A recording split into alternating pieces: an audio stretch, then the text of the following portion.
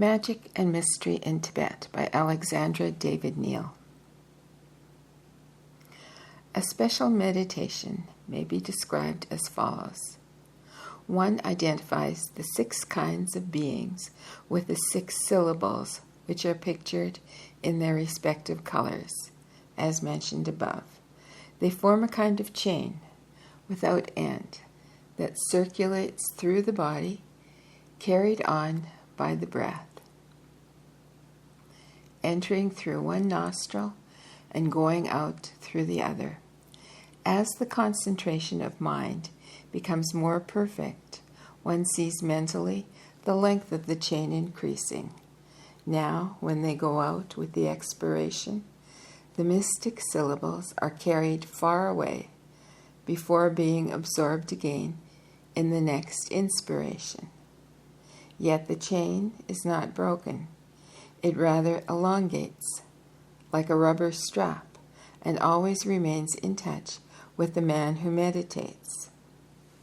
Gradually, also, the shape of the Tibetan letters vanishes, and those who obtain the fruit of the practice receive the 6 syllables as 6 realms in which they arise, move, enjoy, suffer, and pass away, the innumerable beings belonging to the 6 species.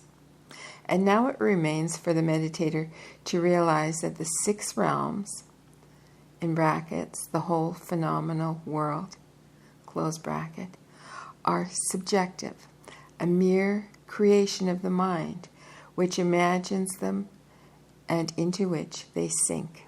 Advanced mystics reach, by way of this practice, a trance in which the letters of the formula, as well as the beings and their activity, all merge into that which, for lack of a better term, Mahayanist Buddhists have called emptiness.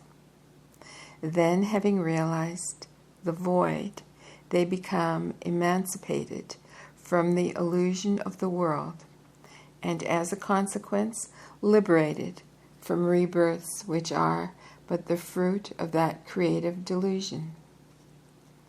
Another of the many interpretations of Om Mani Padme Hum ignores the division of 6 syllables and takes the formula according to its meaning, a jewel in the lotus.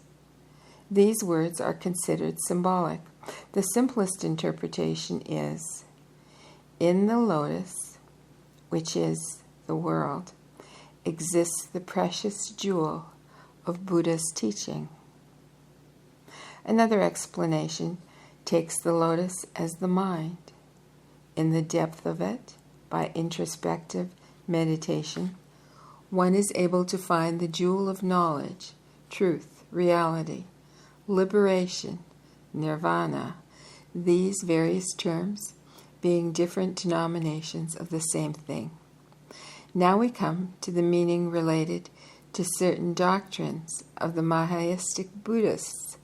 According to them, nirvana, the supreme salvation, is not separated from samsara, the phenomenal world, but the mystic finds the first in the heart of the second. Just as the jewel may be found in the lotus, nirvana, the jewel, exists when enlightenment exists. Samsara, the lotus, exists when delusion exists, which veils nirvana, just as the many petals of the lotus conceal the jewel nesting among them. Hum, H-U-M, at the end of the formula, is a mystic expression of wrath used in coercing fierce deities and subduing demons. How has it become affixed to the jewel in the lotus? And the Indian Om, again, this is explained in various ways. Hum is a kind of mystic war cry. Uttering it is challenging an enemy. Who is the enemy? Each one imagines him in his own way, either as powerful fiends or as the trinity of bad propensities that bind us to the round of rebirth, namely lust, hatred, and stupidity. More subtle thinkers see him as the I, in quotes, I. Hum is also said to mean the mind devoid of objective content, etc., etc. Another syllable is added to conclude the repetition of Om Mani Padme Hum 108 times on the beads of a rosary. It is the syllable H-R-I, Hri. I don't know how to pronounce that. H-R-I, yes. Some understand it as signifying an inner reality hidden under the appearances, the basic essence of things. Beside Om Mani Padme Hum, Hri, other formulas are also repeated as Om Vajra Sattva. Let me spell that for you. Vajra-Sattva. That is to say, most excellent, in brackets, diamond, being. It is understood that the excellent, by excellent, one means. It is understood that the excellent one meant is the Buddha. All right. The followers of the red cap sects often repeat Om Vajra Guru Padma Siddhi Hum as a praise for their founder Padmasambhava. These words mean the excellent, powerful Guru, Padma, miracle worker, Hum. Amongst longer formulas, one of the most popular is called Kyabdo, Kyabdo. And there's a footnote here for that word, and the footnote says, going to the refuge. It is a Tibetan without admixture of Sanskrit. Now, it is Tibetan without admixture of Sanskrit, and its significance is plain, yet far from crude. The text runs as follows, open quote, I take refuge in all holy refuges, ye fathers and mothers, ancestors, who are wandering in the round of rebirths under the shapes of the 6 kinds of sentient beings, in order to attain Buddhahood, the state devoid of fear and sorrow. Let your thoughts be directed towards enlightenment. End quote. Often this formula is given to beginners for the first period of Psalms. Its words are well known, and anyone can repeat them without being shut in Psalms. They are held in meretricious and efficacious. No, they are held as meretricious and efficacious under any circumstance. For this reason, I had chosen them during my journey to Lhasa to break the monotonous repetition of Om Mani Padme Hum, when I deemed it prudent to appear absorbed in a pious exercise, to avoid annoying talks and embarrassing questions that might have put my incognito in jeopardy. The common Kyabdo Psalms consists in remaining in seclusion in a hut or in one's own room and repeating the above-mentioned formula 100,000 times, while prostrating oneself the same number of times. Any formula may be repeated in the same way, with 100,000 prostrations. Tibetans perform prostrations in two ways. One, very much like the Chinese kowtow, the difference that before kneeling, one lifts the arms over the head, joining the palms, and then brings the folded hands successively in front of the forehead, the mouth, and the heart. Obeisances of that kind are repeated 3 times when saluting the images of the temple, the Lama of rank, one's own guru, and the sacred books or edifices. The second kind of prostration is called Kyang Chag, Kyangchag. It is made in Indian fashion, the body lying flat on the ground, and is only performed in a few special, very devotional exercises, such as the Kyado practice. Tsamspa, Tsamspas, who aspired to the title of Chagham, Chagbum, repeat 100,000 times a Kyado formula while prostrating themselves as many times, their foreheads actually touching the ground or the floor of the room at each prostration. This repeated contact of the flesh with a hard surface produces a bump or even a sore.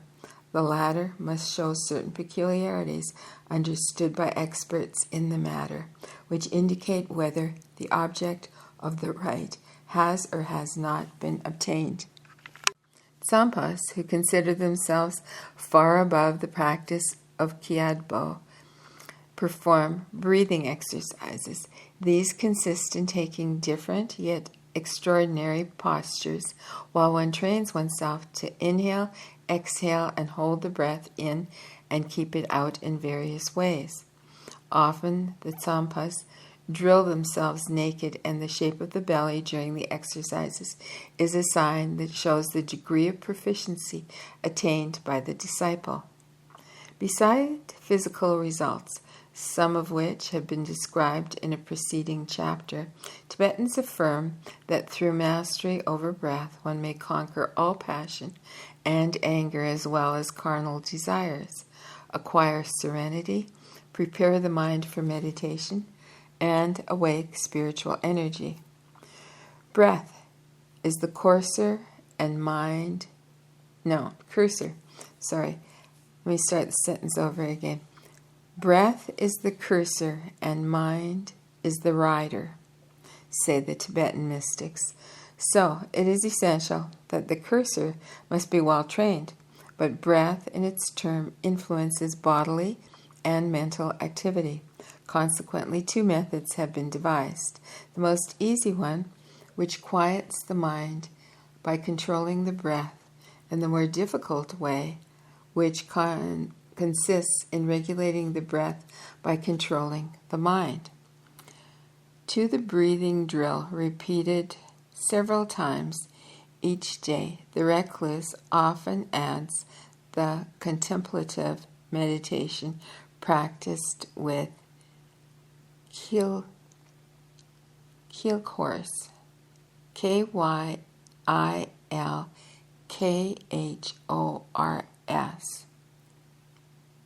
The latter are also most important and conspicuous in the magic rites called dubtabs, in brackets, method of success. And dubtabs is spelled Dubthabs. Kyilkhors are diagrams drawn on paper or material or engraved on stone, metal, or wood. Others are constructed with small flags, altar lamps, incense sticks, and vases containing various things such as grain, water, etc. The personalities who are supposed to dwell in the Kyljor and their requisites are represented by pyramidal cakes called torma, Torma. Keelhorse are also drawn with colored powders on the temple floor or on boards. I have seen some which measured about 7 feet in diameter. The word keelhor means a circle. Nevertheless, amongst the numberless kinds of keelhor, there exist square and quadrangular forms, while those used in black magic are for the coercion or destruction of malignant entities and are triangular. The monks who wish to become proficient in this kind of art spend years studying its rules. One of the 4 high colleges which exist in all large monasteries teaches the art of drawing the keelhorse, which are parts of the official Lamaist magic rites. As for the secret ones connected with the mystic training or black magic, each student must learn them privately from his own teacher. The least mistake in the drawing of the keelhor, or the place given to the tormas, Tormas, in its construction, may have most terrible consequences, for the keelhor is a magic instrument which hurts him who handles it unskillfully. Moreover, no one should construct or draw a keelhorn if he has not been empowered to do so by a proper initiation, and each variety of keelhor requires the corresponding initiation. That which is the work of a non-initiated cannot be animated and remains powerless. As for the true understanding of the symbolic meaning of the keelhorse, the theories which support their use in psychic training, very few are aware of them. Needless to say that elaborate and large-sized keelhorse cannot find room in the samkangs. Their form there is very much simplified. Their form there is very much simplified.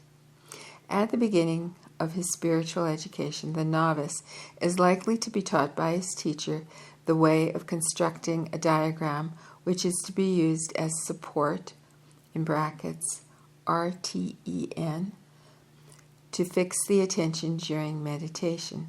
One of the exercises most generally practiced, either with or without a keelhor, at that stage of the training is as follows. A deity is imagined. It is first contemplated alone. Then from the body spring out other forms, sometimes like its own, sometimes different. There are often 4 of them, but in some meditations they become hundreds or even innumerable. When all these personages have appeared quite clearly around the central figure, they are one after another reabsorbed in it.